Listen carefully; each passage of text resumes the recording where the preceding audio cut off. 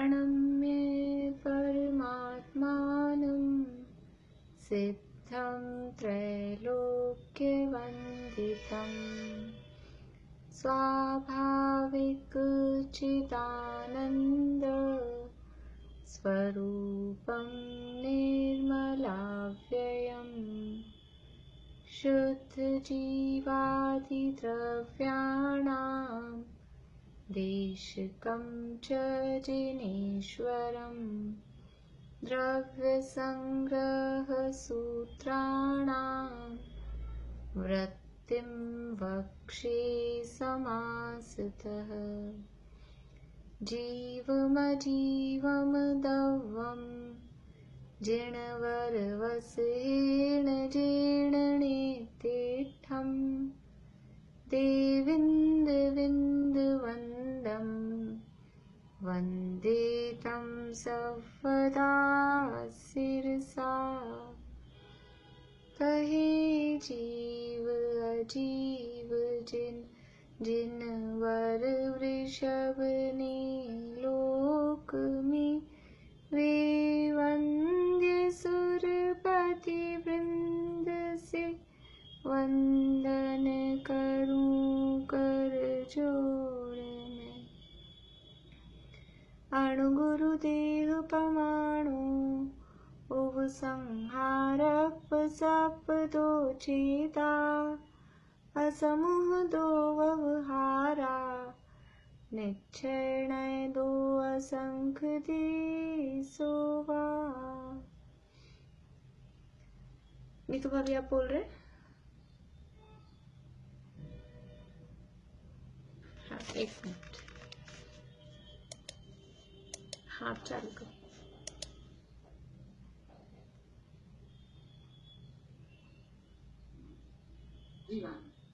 जी बोलिए।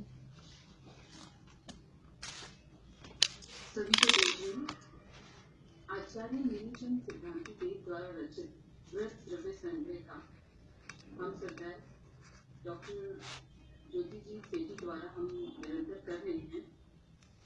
उसके प्रथम अधिकार षट द्रव्य पंचाधिकार में, उसके दूसरे अंतराधिकार में अजीब द्रव्य का वर्णन करते हुए 19वीं गाथा में आकाश द्रव्य को जानने के लिए हम 19वीं गाथा के माध्यम से इसका वर्णन करते हैं। दान जोगम जीवादिनं वियान आयासं जीनं लोकाकाशम् अलोकाकाशमिदीतुय्यम्। अवकाश अर्थात स्थान देने, दान देने और जोगम मतलब योग्य, जीवादि द्रव्य, ज्ञान मतलब जानो, आयासम आकाश, जीनम जिनेन्द्र भगवान द्वारा, लोकाकाशम लोकाकाश, अलोकाकाश विधि, इस प्रकार से द्वयम दो प्रकार का है। जो पांचों द्रव्यों को जीव अजीव, जीव उद्गल, धर्म अधर्म और काल को स्थान देने की योग्यता रखता है, वह आकाश द्रव्य है, ऐसा जिनेन्द्र भगवान ने कहा है, जानना चाहिए। वे लोकाकाश और अलोकाकाश के भेद से दो प्रकार का है। आकाश द्रव्य क्या है? आकाश द्रव्य अमूर्त है, अखंड है, निष्क्रिय है, अवगमन हेतु है और अनंतानंत प्रदेशी है।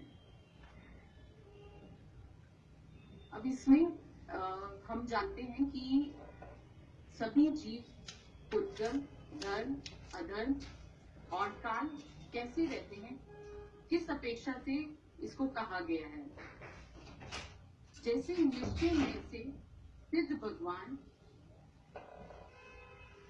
लोकाकाश के बराबर अपने प्रदेशों में रहते हैं, फिर भी उपचरित असद्भुत व्यवहार न्याय से वे सिद्ध शिला पर विराजमान हैं।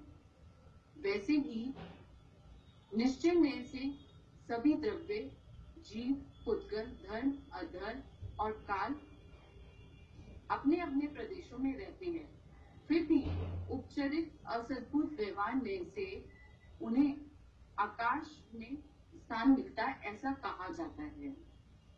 इस तरह से 19वीं गाथा का अर्थ हुआ। अब आगे 20वीं गाथा में अलोकाकाश और लोकाकाश का वर्णन है। धम्मा धम्मा कालो पुक्कल जीवाय संति जावदीये आयासे सो लोगो तत्तो परतो अलोकुतो। धम्मा धम्मा धर्म द्रव्य, अधर्म द्रव्य, काल द्रव्य, पुद्गल, जीव, संति अर्थात होते हैं, जावदीय जहां तक, आया से आकाश अर्थात सो लोगों, लोकाकाश जानना चाहिए,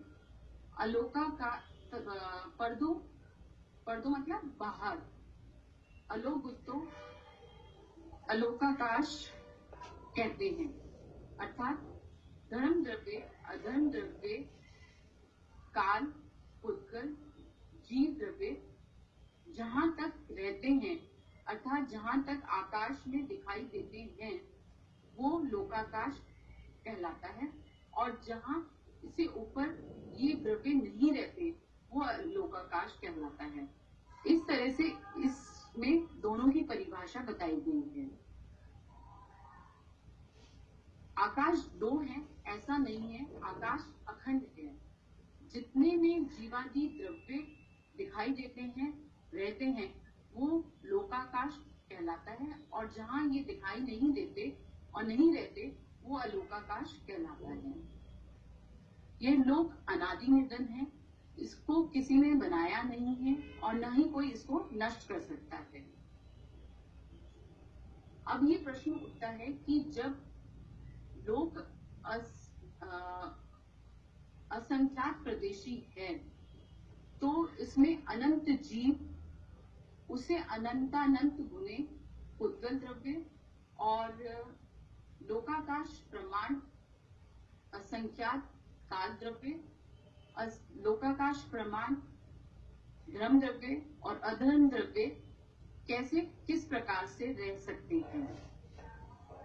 इसके लिए भगवान यही उदाहरण देते हैं कि एक दीपक में अनेक दीपकों का प्रकाश जैसे समाहित हो जाता है, और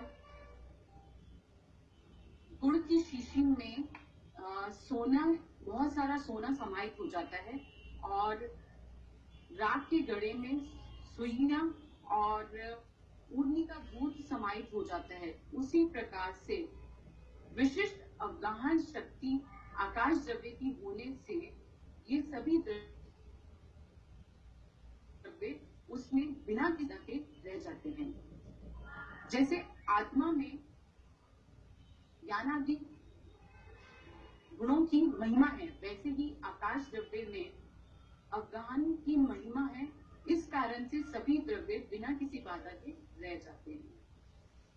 छह द्रव्यों को जानने का क्या प्रयोजन रहा है हमारा? छह द्रव्यों को जानने से हमारे अंदर जो कृत्रिम बुद्धि बैठी हुई है वो समाप्त होती है और हम निराधार होते हैं। जैसे सभी द्रव्यों का स्वभाव अपने अपने में है, वैसे ही हमें भी अपने जीव द्रव्य का स्वभाव जान करके उसको प्राप्त करना चाहिए। ये एक मंगल भावना है। धन्यवाद। बढ़िया। अच्छा, देख के तो नहीं बोल रहे थे आप? शायद बिना देखे ही लग रहा था। थोड़े से पॉइंट्स लिख रखे थे, बस उन्हीं को देख करके। अच्छा है, बढ़िया है, अच्छा है। कुछ एक पॉइंट जैसे इसमें रह गया, एक पिछली वाली गाथा में भी वो थोड़ी सी बात, तीर्थ वाली बात वो रह गई है। कोई बात नहीं, पर वो जो मुख्य बात थी वो आ गई है। कभी शॉर्ट करने में ऐसा कुछ पॉइंट्स रह जाते हैं, पर यहाँ ये कि यदि ये बात इम्पोर्टेंट थी इस वाली गाथा में, यदि आकाश में ऐसी अवगाहन शक्ति नहीं होती तो जो जीव बंधन सहित हो ही नहीं पाता, क्योंकि एक जीव को बांधने के लिए अनंत पुद्गल परमाणु चाहिए। तो वो अनंत कैसे रह पाते यदि, क्योंकि आकाश का संख्यात प्रदेश ही है, और पुद्गल अनंत चाहिए, तो असंख्यात प्रदेशी में असंख्यात ही रहते, तो जीव, सभी जीव, संसारी जीव भी वो मुक्त ही सिद्ध होते, कर्मों से रहित ही सिद्ध होते, ये और इसमें बात आती। तो इसलिए ऐसा मानने पर कि आकाश में यदि ऐसे अवगाहन शक्ति नहीं मानेंगे तो प्रत्यक्ष और आगम दोनों से विरोध आएगा। बढ़िया है। चलिए, ये एक राउंड अपना पूरा हो गया है, पूरी 27 गाथा तक सबका हो गया है, चूलिका तक भी। अभी अब अगला अधिकार तो अपना भी गाथाएं चल रही हैं। अब मैं सोच रही हूँ कि आप लोग इंटरेस्टेड हैं वापस से इस तरह से करने में, तो अपन 10 दिन 8-10 दिन बाद फिर से, जिनके पास जो गाथा नहीं आई होगी उसको अपन शफल कर लेंगे, चेंज कर लेंगे। तो मेरे ख्याल से थोड़ा सा वो एक एक गाथा को भी हम विशेष रूप से पढ़ते हैं तो 2-4 दिन तो लगे रहते हैं उसमें। अब वो कभी किसी को समय ज्यादा मिल जाएगा, किसी को कम, वो बात जरूर है। अपन हफ्ते में एक दिन का सेटिंग कर लेंगे, या फिर डेली एक एक जने का सुनते जाएंगे ताकि पढ़ाई भी डिस्टर्ब नहीं हो, ऐसा भी कर सकते हैं। तो अपन लास्ट में बात कर लेंगे और कैसे क्या देनी है। अभी अपन देखते हैं आगे। देखिए, अपनी गाथा चल रही थी 30 नंबर की, और इसमें भावाश्रव का स्वरूप, विशेष रूप से भावाश्रव का जो स्वरूप है, अर्थात भावाश्रव के जो भेद हैं, मिथ्यात्व, वृत्ति, प्रमाद, कषाय और योग, उनकी बात यहाँ बताई गई है। गाथा बोलते हैं एक बार।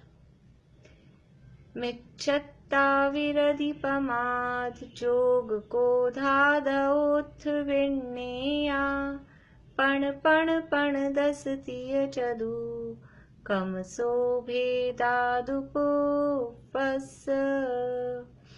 मिथ्यात्व, अविरति, प्रमाद, योग और कषाय, ऐसे ये भेद पहले भावाश्रव के जानना चाहिए। उनमें से मिथ्यात्वादी के अनुक्रम से 5, 5, 15, 3 और 4 भेद हैं। इन सबका स्वरूप तो अपन ने देख ही लिया था, उसके भेदों की चर्चा चल रही थी। मिथ्यात्व 5 प्रकार के हैं, एकांत, विपरीत, विनय, संशय और अज्ञान। 5 प्रकार के मिथ्यात्व, इनकी चर्चा अपनी 2-3 दिनों में थोड़ा सा टुकड़ों में, लेकिन हो गई है लगभग। 5 प्रकार के मिथ्यात्व होते हैं। अब है अविरति। अविरति कही है 5 प्रकार की। अविरति अर्थात व्रत से रहित पना। व्रत किसे कहते हैं कि पापों का त्याग, उसका नाम व्रत, और पापों में प्रवृत्ति, उसका नाम अविरति। 5 पापों में प्रवृत्ति, उसका नाम अविरति। तो पाप 5 हैं, इसलिए अविरति भी 5 प्रकार की कही गई है। तो ये 5 प्रकार की अविरति: हिंसा, असत्य, चोरी, अब्रह्म और परिग्रह की आकांक्षा, परिग्रह की इच्छा। अकेला देखो परिग्रह शब्द नहीं दिया, अपन तो ऐसे बोलते हैं हिंसा, झूठ, चोरी, कुशील, परिग्रह 5 पाप हैं। यहाँ क्या शब्द दिया है? परिग्रह की आकांक्षा, अर्थात परिग्रह हो चाहे ना हो बाहर में, कम हो या ज्यादा हो, उससे पाप का संबंध नहीं है। उस परिग्रह की आकांक्षा कितनी है, आसक्ति कितनी है हमें परिग्रह प्राप्ति की, वो ही वास्तव में परिग्रह है। क्योंकि परिग्रह की परिभाषा क्या है? मूर्छा परिग्रह, वस्तुओं के प्रति जो ममत्व का परिणाम है, उसका नाम परिग्रह है। तो वो आकांक्षा, परिग्रह की आकांक्षा, ममत्व, वांछा, उसकी इच्छा, उसका नाम परिग्रह। क्योंकि अगर अकेला परिग्रह पाप हो और परिग्रह बाहरी सामग्री को ही कहा जाए, तो फिर जितने भी भिखारी हैं वो तो सारे अपरिग्रही हो जाएंगे।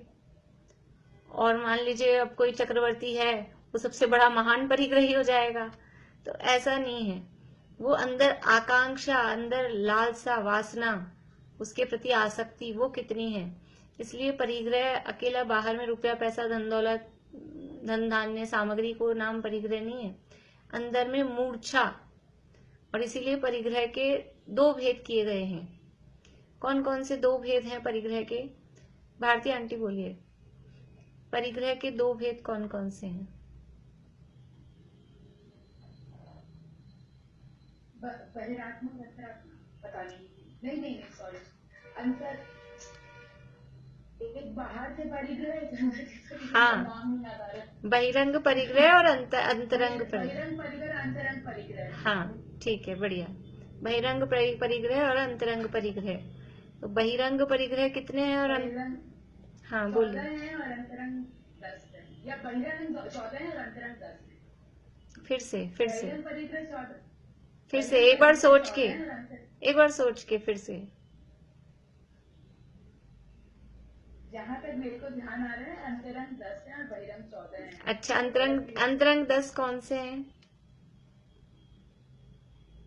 कषाय और ये सब 4 तरह की कषाय और और बहिरंग बहिरंग में दास दासी से और ये अपने चलिए पैसा जो भी धन दौलत ठीक है, वो आपकी गलत मेरे को पता संख्याएं गलत हो गई हैं आपकी, बाकी वो भाव तो ठीक है। हाँ चमेली आंटी बोलिए, अंतरंग परिग्रह कौन से हैं?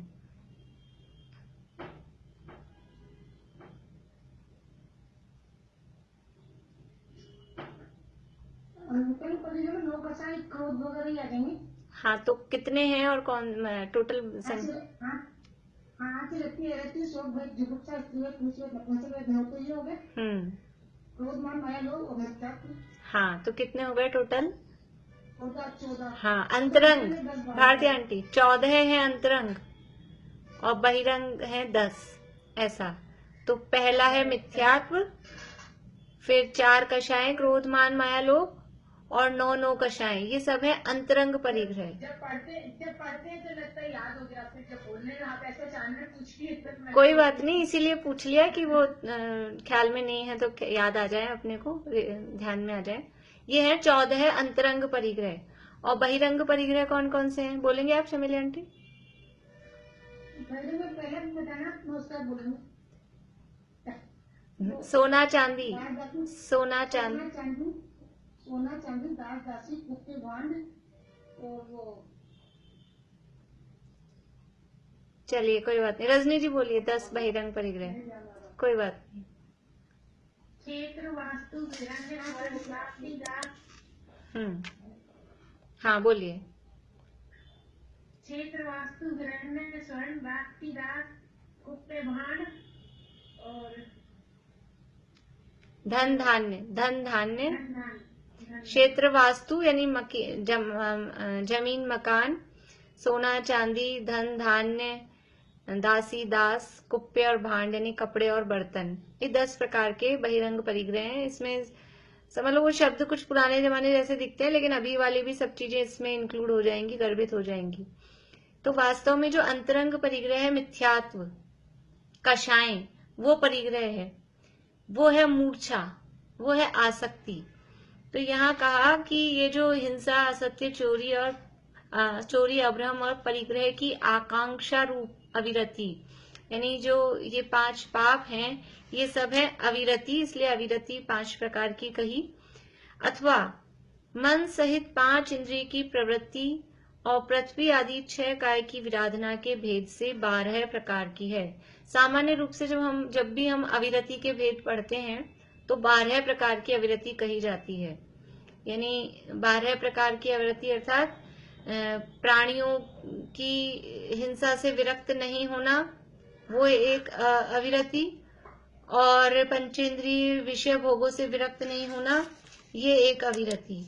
तो पंचेंद्रिय और मन, ऐसे ये 6, इनके विषयों से विरक्त नहीं होना, उनमें आसक्त होना। नास्ति परक शब्द बोलेंगे तो विरक्त नहीं होना, और असली परक बोलेंगे तो उनमें आसक्त रहना। तो 5 इंद्रियां 5 और 1 मन, ऐसे 6 में इनके विषयों में प्रवृत्ति करना, इनमें आसक्त रहना, इनसे विरक्त नहीं होना, ये कहलाती है इंद्रिय अविरति या इंद्रिय असंयम। असंयम की बात, असंयम भी कह सकते हैं उसको। और जो 6 काय के जीव हैं, 5 प्रकार के स्थावर और एक त्रस, पृथ्वी, जल, अग्नि, वायु, वनस्पति, ये 5 प्रकार के स्थावर और एक त्रस, ऐसे 6 काय के जीवों की हिंसा से विरक्त नहीं होना, मतलब उनकी हिंसा होती हो तो हो, नहीं होती हो तो नहीं हो, हम विरक्त नहीं हैं। तो ऐसे 6 काय के जीवों की हिंसा से विरक्त नहीं होना, वो अविरति। तो ये 6 प्रकार की कहलाती है प्राणी से रिलेटेड प्राणी अविरति, और 6 प्रकार की है इंद्रिय अविरति, उसमें मन को भी शामिल करके इंद्रिय अविरति कहते हैं। तो ऐसे 12 प्रकार की अविरति कही जाती है। तो यहाँ कहा कि अथवा मन सहित 5 इंद्रिय की प्रवृत्ति और पृथ्वी आदि 6 काय की विराधना के भेद से 12 प्रकार की है। ये अविरति के 12 भेद भी कहे जाते हैं। 5 पापों में प्रवृत्ति और ये 12 प्रकार की अविरति, इसमें क्या अंतर है? 5 अविरति कही, 5 पापों में प्रवृत्ति, या फिर ये 12 प्रकार की जो कही, इनमें क्या अंतर है? बोलिए सुलोचना भाभी।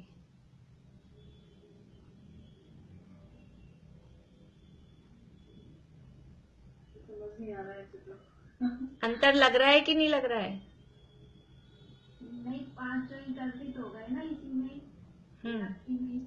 कैसे हुए बताएंगे?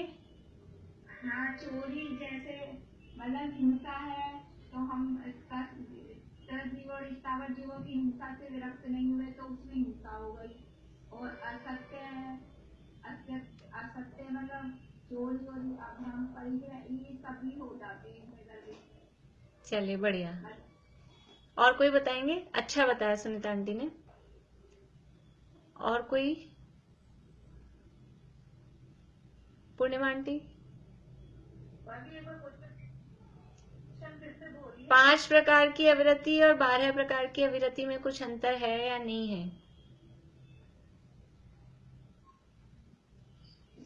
अंतर तो नहीं है, इसमें गर्भित हो रही है ना। हाँ, 5 पाप जो अभिव्यक्ति है ना, वो 5 पापों को त्याग रूप 5 स्थावर जीवों की हिंसा से अभिव्यक्ति, मन और 5 इंद्रिय संबंधी उनको भी अभिव्यक्ति कहा गया है ना।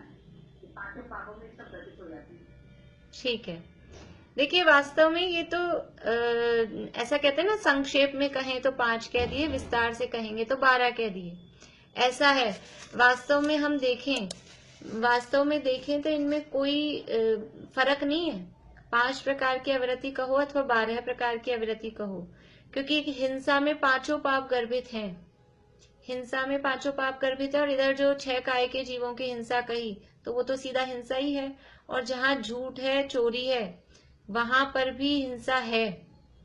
और झूठ और चोरी ये क्यों हो रही हैं कि 5 इंद्रियों के विषयों के कारण, मतलब उन विषयों में आसक्ति है, उसीलिए व्यक्ति झूठ बोलता है, उसीलिए चोरी करता है।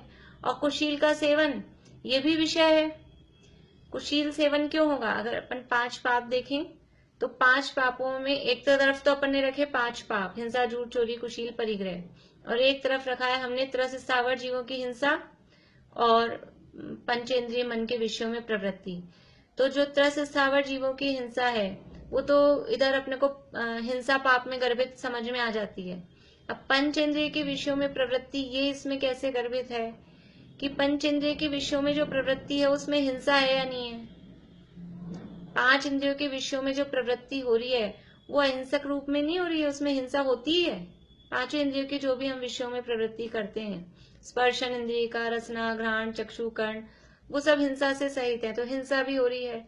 और उनके लिए यानी वो जो प्रवृत्ति है उससे हम सुख मान रहे हैं, अथवा उनको विषयों को प्राप्त करने के लिए झूठ, चोरी आदि का भी सहारा लेते हैं, तो वो झूठ का पाप भी उसमें लगता है और चोरी का पाप भी उसमें लगता है। जो वो विषयों की प्राप्ति के लिए जो भी उपाय वगैरह किए जाते हैं, अदत्ता दानम, ये सारे जो काम उसमें उसके अंतर्गत हो जाते हैं। और जो मैथुन है, अब्रह्मचर्य, कुशील का सेवन, वो तो विषय की प्रवृत्ति साफ साफ दिखाई देता है। स्पर्शन इंद्रिय संबंधी जो विषय है वो ब्रह्मचर्य का घातक है, तो वो कुशील समझ लो अब्रह्म के अंतर्गत गया। और बाकी ये जो पंचेंद्रिय के विषयों को इकट्ठा करना और मन में निरंतर, अभी जो हमने परिग्रह की बात की, परिग्रह प्राप्ति के लिए निरंतर मन में विचार होना, और झूठ बोलने के लिए, चोरी करने के लिए, कुशील सेवन करने के लिए, हिंसा के लिए, ये जो मन के माध्यम से सारे विचार चल रहे हैं, तो वो सब भी उसके अंतर्गत गर्भित होते हैं। इसलिए विस्तार से कह रहे हैं तो 12 प्रकार की कह रहे हैं, और उसको ही समराइज करके कह रहे हैं तो 5 प्रकार की है। 5 प्रकार की कहो चाहे 12 प्रकार की कहो, कोई फर्क नहीं है। इन 5 पापों में पंचेंद्रिय के विषय भी शामिल हैं। कोई सोचे 5 वाली अपने को बढ़ियापन, तो इसको मान लो, तो 5 पापों का त्याग मोटा मोटा कर लो।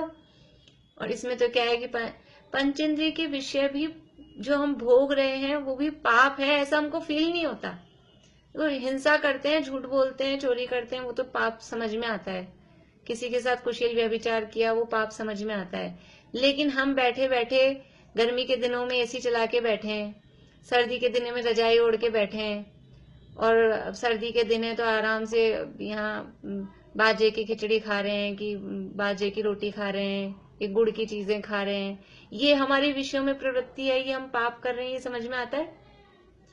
ये हमारे विषयों में प्रवृत्ति है कि नहीं? रसना इंद्रिय के विषयों में प्रवृत्ति, चक्षु इंद्रिय के विषयों में प्रवृत्ति, कर्ण इंद्रिय के विषयों में प्रवृत्ति, ये भी तो पाप है, अविरति है। अविरति यानी पाप है, वो हमको ख्याल में ही नहीं आता है। और चलो ये सब तो हमको दिखाई दे रहा है, और मन के जो विषय चल रहे हैं, मन में जो प्रवृत्तियां चल रही हैं, वो तो ख्याल में ही नहीं आती हैं। तो ये सब भी यानी 12 प्रकार की जो कही, उसमें से त्रस स्थावर जीवों की हिंसा को मोटा मोटा हम समझते हैं, लेकिन 5 इंद्रिय के विषयों में प्रवृत्ति और मन के विषयों में प्रवृत्ति, ये भी अविरति है। देखो अविरति है, ये अविरति का चौथे गुणस्थान का नाम क्या है? अविरत सम्यक्त्व। तो चौथे गुणस्थान तक वर्ती जो जीव हैं, उनके जीवन में ये ऐसे अविरति दिखाई देगी, तो उनके जीवन में 5 इंद्रिय के विषयों में प्रवृत्ति दिखाई देगी। तो कोई ऐसा कह सकता है कि ये तो चौथे गुणस्थान वर्ती हो गया, अब इनके जीवन में तो होना ही नहीं चाहिए विषयों में प्रवृत्ति। तो ऐसा नहीं है, वो अविरति है। अविरति है अर्थात विषय में प्रवृत्ति दिखाई देगी, लेकिन वो अविरति किस लेवल की है? वो मिथ्यात्व जन्य अविरति नहीं है, वो अनंतानुबंधी जन्य अविरति नहीं है, वो अप्रत्यय अनावरण के उदय जन्य अविरति है। तो पंचेंद्रिय के विषयों में प्रवृत्ति चौथे गुणस्थान तक दिखाई देती है, इसलिए वो अविरति है। 5वें गुणस्थान में आ जाते हैं तो उस रूप में वो अविरति नहीं रहती है, फिर वो हो जाती है विरता विरति।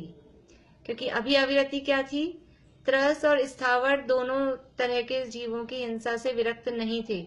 त्रस जीवों की भी हिंसा हो रही थी, स्थावर जीवों की भी हिंसा हो रही थी। चला के नहीं करता है अविरत सम्यक दृष्टि, लेकिन वो विरक्त भी नहीं है, त्याग भी नहीं है। लेकिन जब पंचम गुण स्थानवर्ती हो गया तो त्रस जीवों की हिंसा से तो विरक्त है, स्थावर जीवों की हिंसा से अविरत है, इसलिए उसको विरता विरत कहा, संयमा संयम कहा। तो अब वहां ये वाली स्थिति नहीं हुई, वहां कुछ फर्क पड़ गया। 5 इंद्रिय के विषयों में भी जो प्रवृत्ति है उसमें कंपैरेटिवली फर्क पड़ जाता है, इसलिए ये अविरति है, ये चौथे गुणस्थान तक रहती है। लेकिन फिर भी जो पहले गुणस्थान वर्ती की जो अविरति है उससे चौथे गुणस्थान वाली अविरति में फर्क होता है, परंतु बंध का कारण है। यहाँ आश्रव का कारण कहा ना, आश्रव बंध, आश्रव का कारण है भावाश्रव है। मिथ्यात्व के कारण तो बंध हो ही रहा है, लेकिन मिथ्यात्व जाने के बाद अविरति है, तो अविरति के कारण भी कर्म का आश्रव तो होता है, चौथे गुणस्थान वर्ती को भी। देखिए अपेक्षाएं हैं, द्रव्यान योग में कहेंगे तो कहेंगे कि सम्यक दृष्टि निराश्रव है, उसको कर्म का आश्रव नहीं होता। अभी यहाँ कर्णान योग की बात चल रही है, तो यहाँ बंध के कारण, आश्रव के कारण बताए जा रहे हैं। तो जब तक अविरति है तो अविरति के कारण भी कर्मों का आश्रव तो होता है। तो चौथे गुणस्थान में जितनी अविरति है, जितनी क्या पूरी अविरति है ही, तो मिथ्यात्व जन्य बंध नहीं है, लेकिन अविरति जन्य बंध उसको होता है। तो ऐसा ये बराबर हमको भूमिका का ख्याल करके और भूमिका के अनुसार कषाय चौकड़ियों का जो जो स्तर जिसके पास जितना है उस जन्य हमको ये सब बातें समझनी चाहिए। तो यहाँ ये जो भावाश्रव के भेद बताए, आश्रव के प्रकार, उसमें पहला था मिथ्यात्व और दूसरा अविरति। ये अविरति भी आश्रव है, इसके कारण भी ये भी कर्मों के आने का द्वार है, कर्म आते हैं। अब है प्रमाद। प्रमाद किसे कहा था वो पीछे हमने स्वरूप देख ही लिया था कि जो आत्म कल्याणकारी कार्यों में आत्म स्वरूप में जो असावधानी है उसका नाम प्रमाद कहा, असावधानी का नाम प्रमाद कहा। और ये प्रमाद 15 प्रकार का बताया गया है। 4 विकथा, 4 कषाय, 5 इंद्रिय, निद्रा 1 और स्नेह 1, इस प्रकार 15 प्रमाद कहे हैं। ये अपन ने जब गुणस्थान पढ़े थे तब ये सब अपन ने डिटेल में पढ़े थे, 15 प्रकार के प्रमाद। 4 विकथा कौन कौन सी होती हैं? 4 विकथा बोलिए मीना चाची। स्त्री, भोजन, देश और चोर कथा। हाँ, स्त्री कथा, भोजन कथा, देश कथा अथवा राज कथा और चोर कथा, ऐसे 4 प्रकार की विकथाएं हैं। ये विकथा मतलब खोटी कथा, स्त्रियों के बारे में चर्चा करना, उनके समझ लो रूप रंग सौंदर्य की बात करना या उनके स्वभाव की बात करना, यानी व्यर्थ में। विकथा है ना, विकथा मतलब बिना प्रयोजन की, कथा मतलब चर्चा वार्ता करना। फिर भोजन की बातें, ये बनाना चाहिए, ये खाना चाहिए, ऐसे करना चाहिए, ये आंवले आ रहे हैं आजकल, उनको ऐसे कर लो ऐसे कर लो। ये तो हमारी होम साइंस की क्लास बंद हो गई आजकल शाम को, नहीं तो क्लास पूरी होते ही बाहर निकलते ही होम साइंस की क्लास चालू हो जाती थी। सर्दी के दिनों में आंवलों का क्या क्या करना है। तो ये क्या है, ये भोजन कथा है, विकथा है। लेकिन फिर भी वो अपनी भूमिका के अनुसार हम साधर्मियों को भाई शुद्ध मर्यादित कोई चीजें बताने का वो विचार आ जाता है। मैं ऐसा कोई निषेध नहीं कर रही हूँ, लेकिन है क्या फैक्ट, एक्चुअल में क्या है? एक्चुअल में तो भोजन कथा है और भोजन कथा को विकथा में लिया गया है। फिर है चोर कथा। चोर कथा मतलब चोरी के बारे में बताना, चोरी के बारे में कैसे कैसे टैक्स की कैसे चोरी करें, किस चीज को किस तरह से करें, बिजली को कैसे चोरी करें, या कहीं से कोई कनेक्शन कैसे, यानी बेईमानी से जो तरीका है प्रॉपर, ईमानदारी से नहीं करके कोई भी काम और बेईमानी से उस काम को कैसे किया जाए, इसके बारे में एक दूसरे को बताना, समझाना, बातें करना। चलो एक दूसरे को नहीं बताया लेकिन किसी और ने किया था उसका व्याख्यान करना, उसका बताना, उसने ऐसे ऐसे किया, इतना शातिर था वो, उसने ये तरीके से किसी को पता नहीं चला और ऐसे कर लिया। तो ये सारी जो भी बातें हैं ये सब चोर कथा के अंतर्गत आती है। और देश की, राष्ट्र की, राजनीति की बातें करना, कौन सी पार्टी में क्या चल रहा है, कौन क्या कर रहा है, कौन नेता बन रहा है, कौन उठापटक हो रही है, ये सारी बातें करना वो कहलाती है देश कथा। तो ये सब क्या है, ये सब हाँ खूब सुनते हैं पार्टियों की शक्ति, तो ये भी एक तरह से राजकथा का ही मतलब पार्ट हो गया। हाँ, वही है मानते नहीं हमारी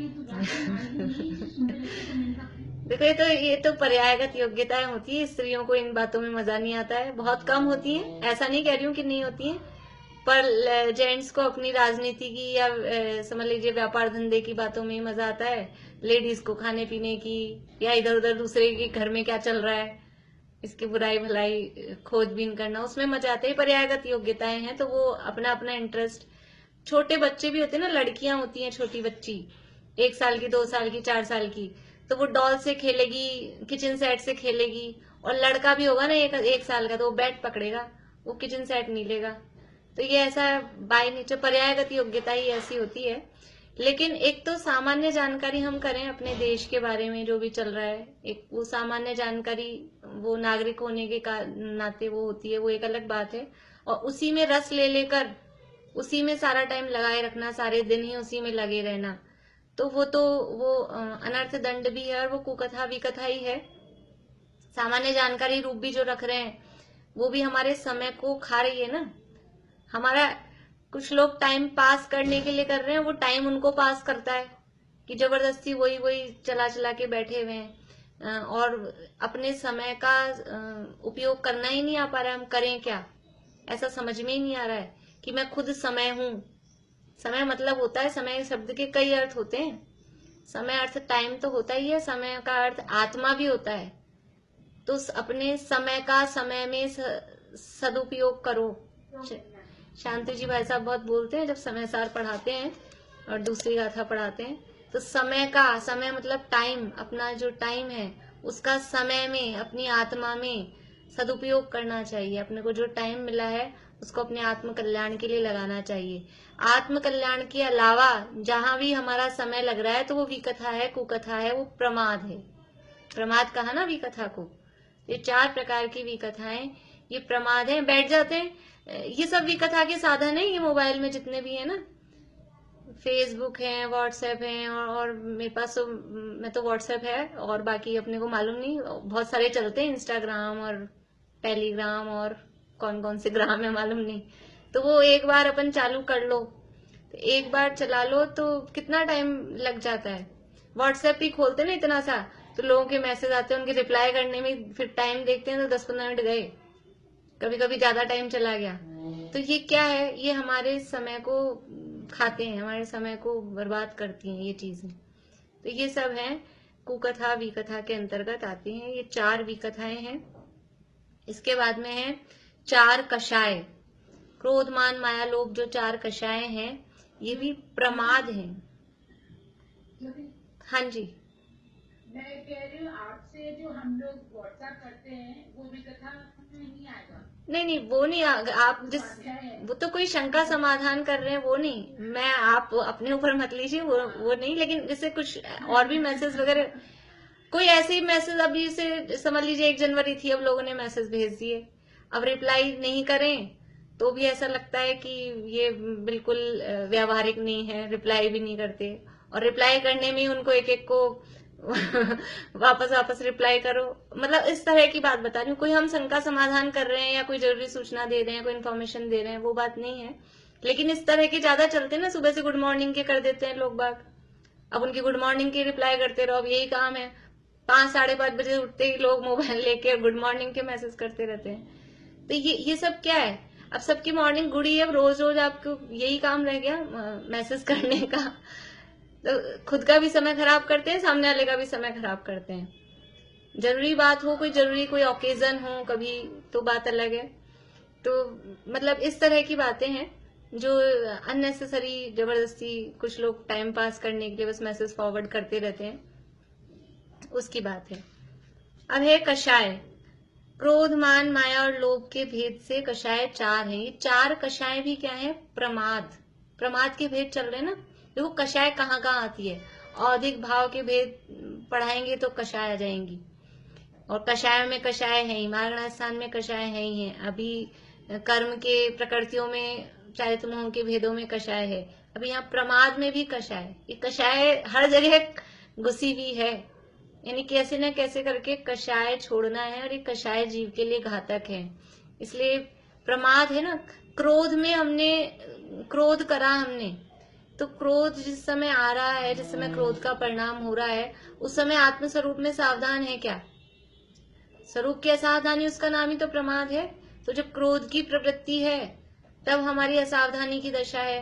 मान की प्रवृत्ति, जब हम मान में चढ़ गए, अपने ये जो शरीर के, ज्ञान के, रुपया पैसा धन दौलत के जिन भी आधारों पे 8 प्रकार के बताया, 8 आधार, पिता भूप व मातुल नृप जो होए न तो मत ठाने, मद के 8 स्थान बताए ना, ज्ञान का मद, पूजा का मद, कुल का मद, रूप का मद, बल का मद, ऐसे।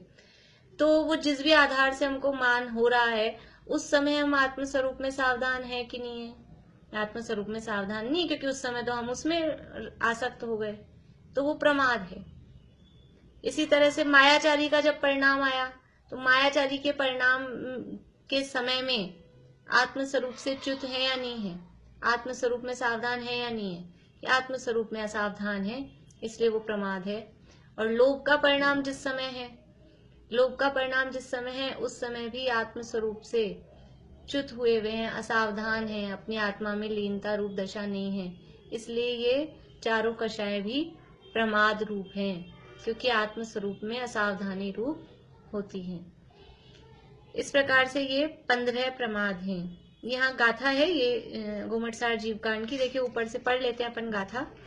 ऊपर संस्कृत की पंक्तियों में देखिए, 6ठी पंक्ति है, विकहातः कसाया इंद्रियणिद्दा तहेव पणयोय चदु चदु पण में गेगम हुंति पमादाहु पन्न रस।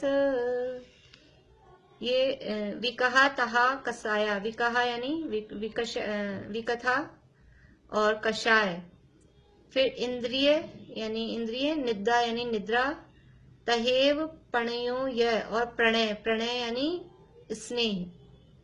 फिर अब ये तो ऊपर नाम बता दिया, अब अगली लाइन में बता रहे हैं उनके भेद। तो चदु चदु यानी विकथा 4, कषाय 4, इंद्रिय के लिए पण यानी इंद्रिय 5, और निद्रा और स्नेह के लिए एगम एगम, पण मेगेगम, तो पणम एगम एगम, ऐसा 2 बार एकम एकम निकलेगा उसमें से। तो ये एक एक हैं। हुंती यानी हो जाती हैं, पमादाहु प्रमाद के, पर्ण रस यानी होता है 15। इस तरह से प्रमाद के 15 भेद हो जाते हैं। अब है आगे मन वचन और काया के व्यापार के भेद से 3 प्रकार का योग है।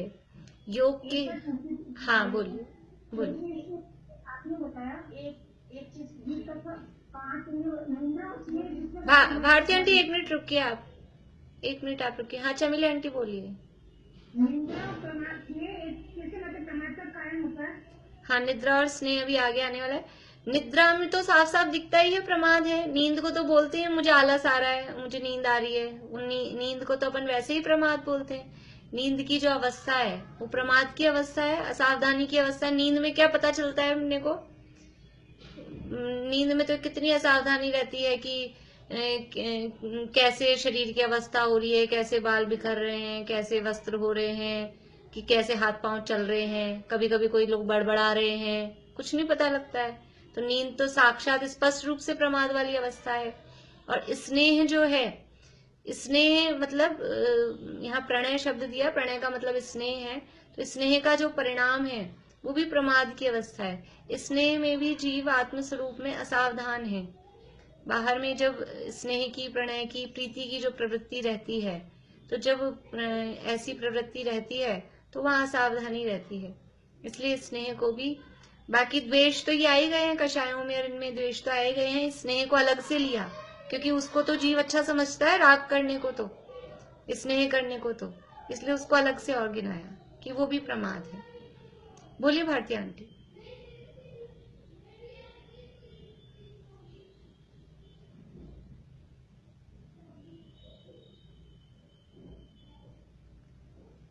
बोल रहे हैं आप? चलिए, आपका नेट शायद स्लो है।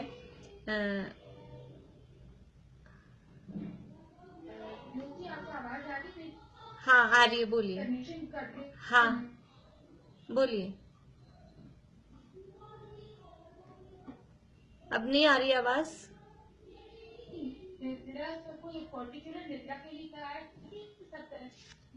सारी निद्रा, कोई सी भी निद्रा, हाँ हाँ आ गई समझ में। कोई सी भी निद्रा हो, वो निद्रा को प्रमाद के अंतर्गत ही लिया है। 5 ही प्रकार की निद्राएं निद्रा है, वो दर्शनावरण के भेद हैं और पाप प्रकृति हैं, प्रमाद के अंतर्गत ही लिया है निद्रा को। देखिए, योग के बारे में थोड़ी डिटेल में चर्चा अपन करेंगे, तो योग को अपन कल ले लेंगे। अभी आगे अपन इसको भी छोड़ के, आप लोग भी चाहें टाइम मिले तो रिवीजन करके आ जाना आप लोग। जो अपन ने योग मार्गणा में 15 प्रकार के योग पढ़े थे, तो अपना फटाफट और आसानी से हो जाएगा। ये वाली लाइन मैं छोड़ती हूँ, मतलब इसको भी अपन कर लेंगे, टाइम ज्यादा नहीं बचा। आगे है क्रोध, मान, माया और लोभ के भेद से कषाय 4 हैं। अभी देखो, कषाय अलग से ली, और फिर विकथ जो प्रमाद में कषाय अलग से ली, प्रमाद के अंतर्गत कषाय थी, और यहाँ पर अब अलग से फिर से कषाय ली। यानी कषाय भी कितनी घातक हैं, कितना उनका त्याग जरूरी है, इसलिए बार बार में कषायों के नाम लेते हैं। तो यहाँ फिर से कषाय कहा है। ये कषाय है, ये आश्रव हैं, कषाय हैं, उनसे कर्म आते हैं। क्रोध, मान, माया, लोभ, ये जो कषाय हैं, ये आश्रव है। और जब तक कषाय है तब तक कर्मों का आश्रव और बंध, कषाय के कारण आश्रव भी होता है और उसके कारण फिर बंध भी होता है, इसलिए ये कषाय हैं। कषाय की चर्चा भी अपन ने कर ही ली है। अथवा कषाय और नो कषाय के भेद से 25 प्रकार हैं। तो ये 4 कषाय, क्रोध, मान, माया, लोभ मुख्य कषाय हैं।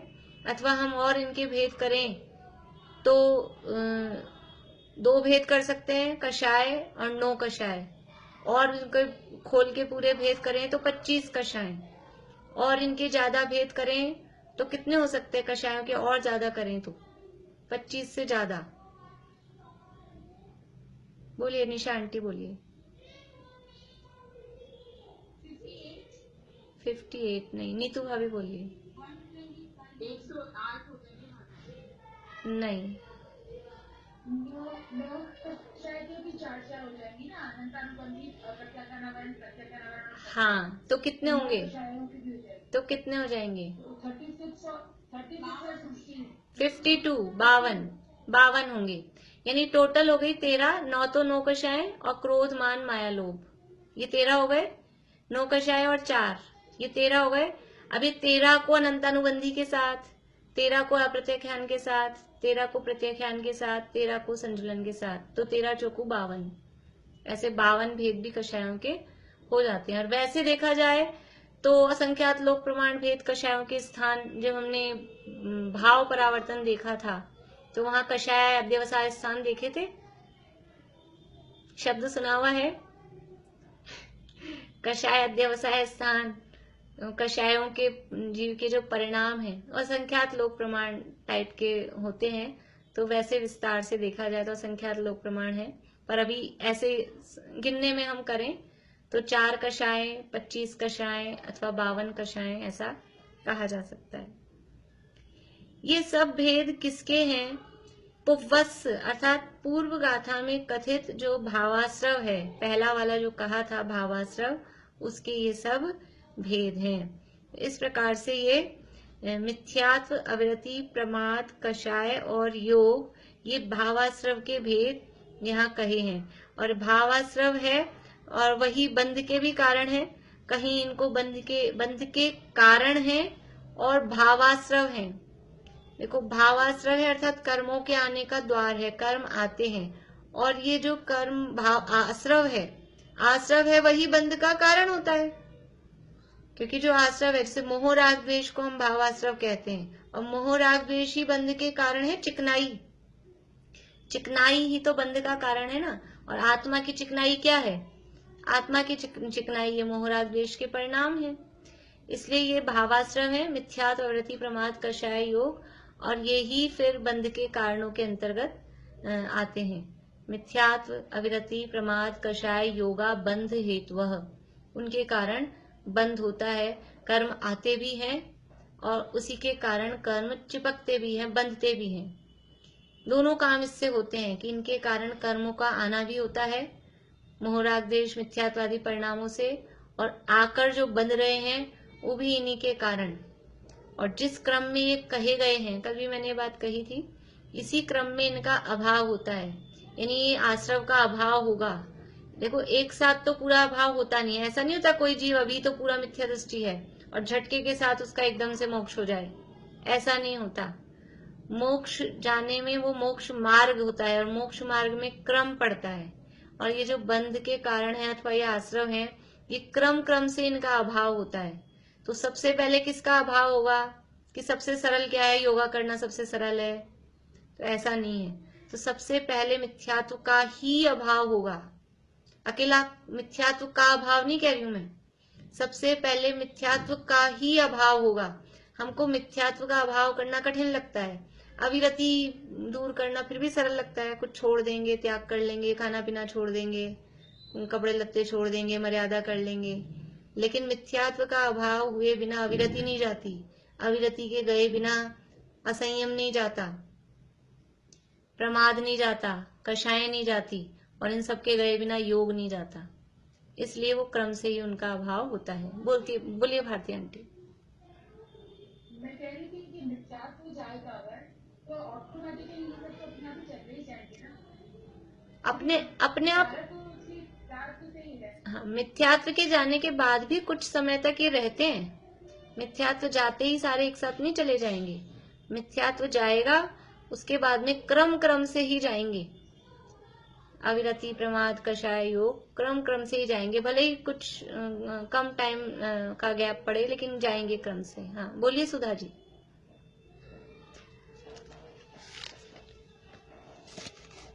बोलिए, आप अनम्यूट करिए।